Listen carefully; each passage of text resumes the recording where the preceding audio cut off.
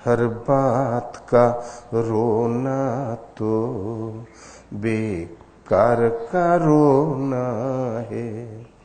और यदि वैसा नहीं तो एक कोने में पूर्ति करो तो दूसरी कोने में अभाव खटकेगा। जीवन तो बीत गया गृहस्थी सुधारते सुधारते, क्या सुधरी गृहस्थी? संपूर्ण इच्छाएं पूर्ण करके आज तक कोई विदा हुआ ही नहीं संसार से। एक कोना भयंकर रूप से अधूरा प्रतीत होता ही रहता है।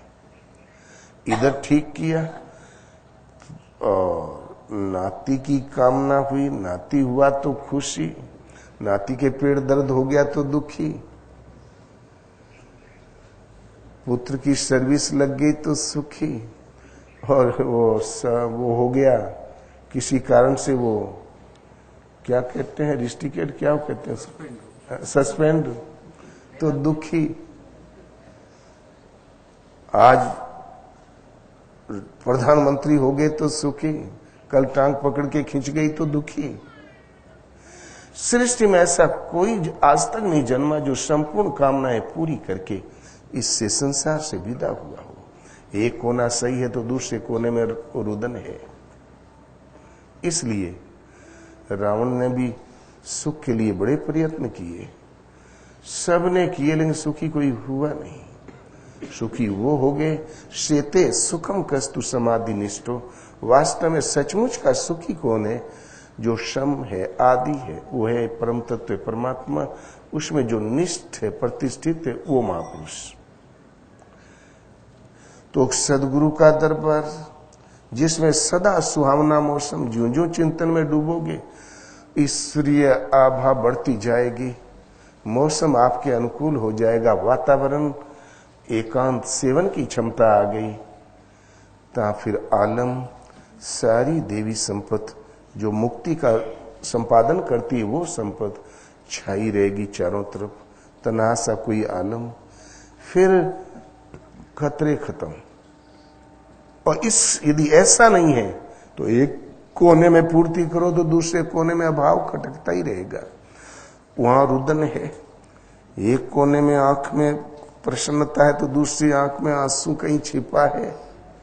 तो हर बात का रोना तो बेकार का रोना है। और दुनिया में अन्य उपायों से कितना भी परिश्रम करो, हे कोने में तो रुदन होता ही है। अगले पद में कहते हैं, ये महापुरुष जो एकांत सेवी तन्हा आलम भगवान के वरदहस्त से नीचे चलने वाले होते हैं, उनके लक्षण क्या होते हैं? तो बरसात का बादल तो दीवाना है क्या जाने, किस राह से बचना है, किस छत को भिगोना है। वो एक बरसात का बादल जब आता है तो उसको ही भान थोड़ा ही है कि किसान का खेत सूख रहा है, इसमें बरस दो, या वहां पर पर्याप्त पानी आप बंद कर दो। दीवाना है बरसात के बादल की तरह, जिनके अंदर भजन जागृत है और एकांत सेवन की क्षमता है, देवी संपत्ति प्रवाहमान है, तो बरसात के बादल की तरह होते हैं। उन्हें ये भी चिंता नहीं होती माया प्रबल है उससे बचो, ये काम भगवान का। गुरु महाराज कहे हो हम चाहे पतित हो जाएं, नहीं हो सकते, भगवान हमको होने ही नहीं देंगे, हो कहां से जाएंगे।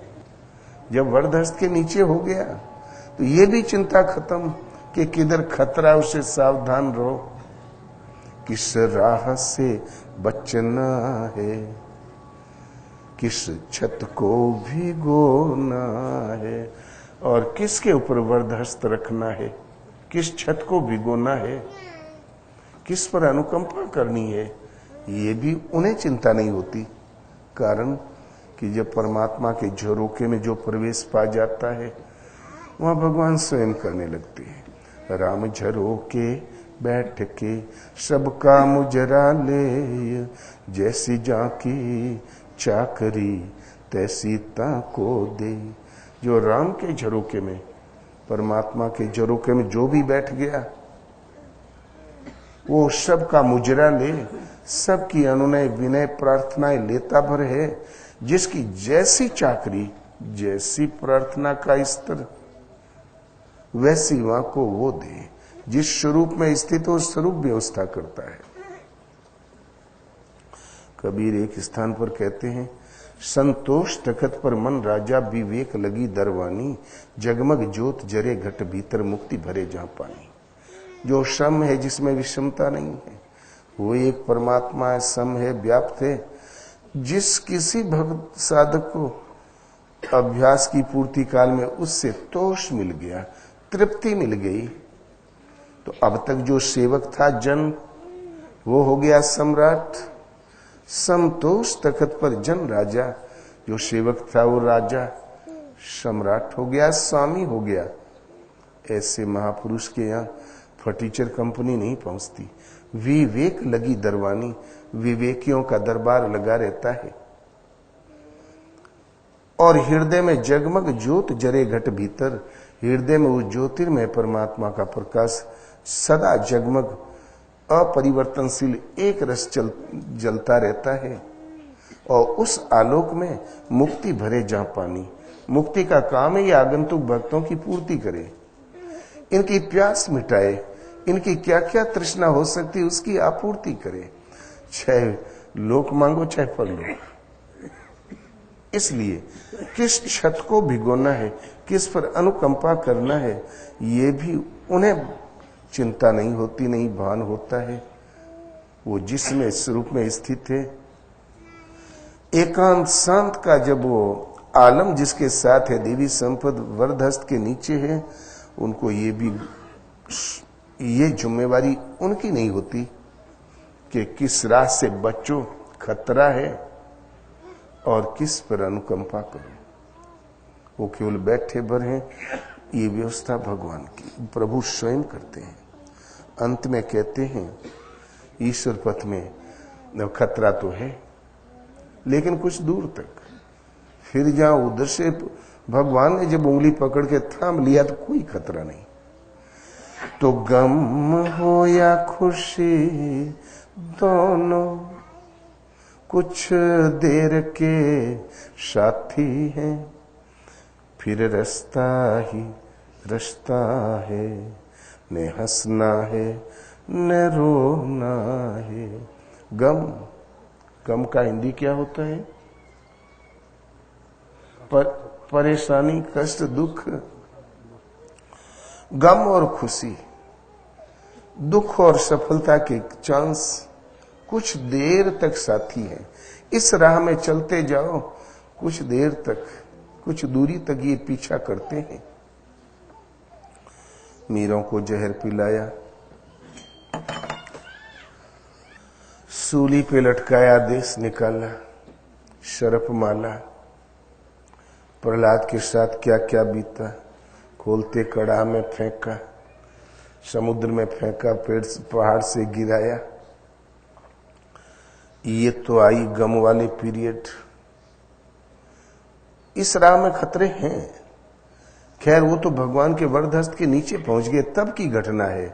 किंतु सिंगी की भिंगी कर डारी, पारा सर के उधर बिदार, रमैया की दुल्ही ने लूटा बाजार।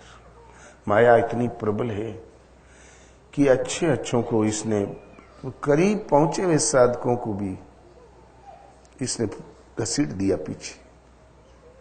ये प्रचंड है, लेकिन इसकी प्रचंडता एक निश्चित सीमा तक है।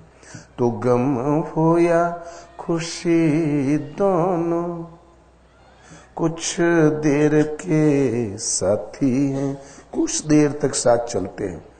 फिर जहां भगवान के वरदहस्त के नीचे पहुंच गया, फिर रास्ता ही रास्ता है। केवल साफ सुथरा मार्ग है, दड़ादड़ चलते बर्रो। न हंसना है न रोना है।